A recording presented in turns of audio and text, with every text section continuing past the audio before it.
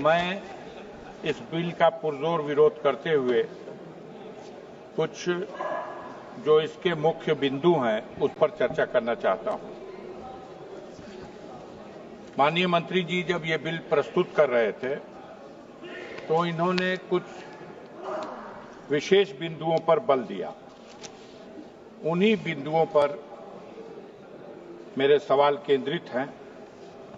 इन्होंने कहा कि इस बिल के माध्यम से सरकार वक्फ की संपत्तियों का संरक्षित करना चाहती है। सवाल इस बात का है कि वक्फ की संपत्तियों को संरक्षित करने के उद्देश्य से इस संशोधन बिल की क्या जरूरत आ गई। आप वैसे भी वक्फ प्रॉपर्टी को संरक्षित करने के लिए उस दिशा में सहयोग कर सकते थे। अलग बिल बना करके आपने ये प्रयास किया और आपके मंत्री जी ने कहा कि इसके माध्यम से हम देश में जो अल्पसंख्यक बैकवर्ड तबका, पसमानदा तबका के मुसलमान है, उसको अधिकार देना चाहते हैं, उसको इस प्रॉपर्टी का लाभ देना चाहते हैं। देश के बहुसंख्यक तबके का तो रिजर्वेशन ये सरकार खा गई और उत्तर प्रदेश के और भारतवर्ष के अल्पसंख्यक समुदाय के पिछड़ों का इतना दर्द है, ये तो समझ में बात नहीं आती।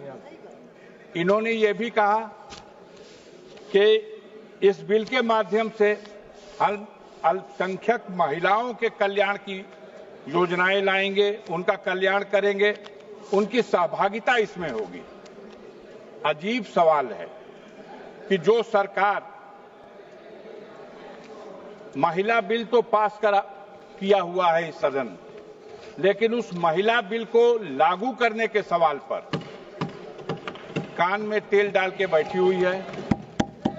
सदन के मुखिया अपने परिवार का संरक्षण तो कर नहीं सके, उसको तो न्याय दे नहीं सके, उसको तो अधिकार दे नहीं सके, और अल्पसंख्यक महिलाओं को वो अधिकार देने की बात करते हैं। इसी तरह आगे इन्होंने ये भी कहा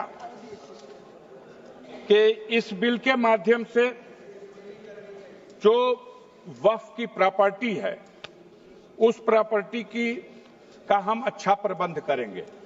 अब बहस हो रही है बाहर कि अरे 1 मिनट तो हुआ महाराज, ऐसा अन्याय मत करिए। बाहर ये बहस चल रही है। हमसे लोगों ने पूछा कि राष्ट्रीय स्मारकों का तो ये संरक्षण कर नहीं पा रहे हैं। देश का लाल किला बनाया शाहजहां ने और उसको दे दिया गया संरक्षण करने के लिए किसी प्राइवेट को। तो जो सरकार वक्फ की प्रॉपर्टियों की चिंता कर रही है उसकी कई वजहों में एक वजह यह भी आ रही है कि महाराष्ट्र में, बॉम्बे में जो सबसे ऊंची रिहायशी इमारत है, बताया जा रहा है कि वो इमारत एक ऐसी भूमि पर बनाई गई जो यतीम खाने की जमीन है। तो जब ये यतीम खाने की जमीन, तो इस सवाल को लेकर के सरकार की चिंता बढ़ गई।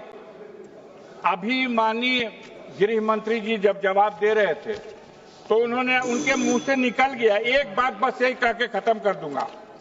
उन्होंने कहा कि वक्फ की प्रॉपर्टियों पर जो मस्जिद और ईदगाहें हैं, कब्रिस्तानें हैं, इसको नहीं छुएंगे, लेकिन जो रिक्त जमीनें हैं विवाद रहित कर करके उन प्रॉपर्टी को बेचेंगे और उससे गरीब महिलाओं को और पिछड़े मुसलमानों को लाभ पहुंचाएंगे। धन्यवाद महोदय। ये कौन बेचेगा? माननीय सदस्य श्री अमरिंदर सिंह राजा, नीति आ गई जो लोग कहते आए हैं सिंह जी कि बेच